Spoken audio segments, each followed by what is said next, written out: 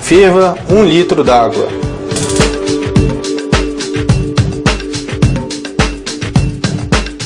Agora retire a panela do fogo. Mergulhe o aparelho segurando pela língua por cerca de 5 segundos.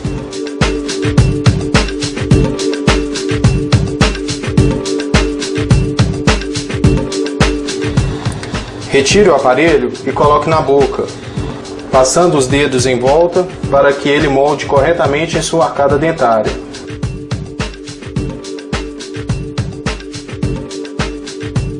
Aguarde alguns minutos até que o molde esteja completamente moldado. Retire o talo de borracha e corte a lingueta. Agora, o no ron que apneia está pronto para o uso.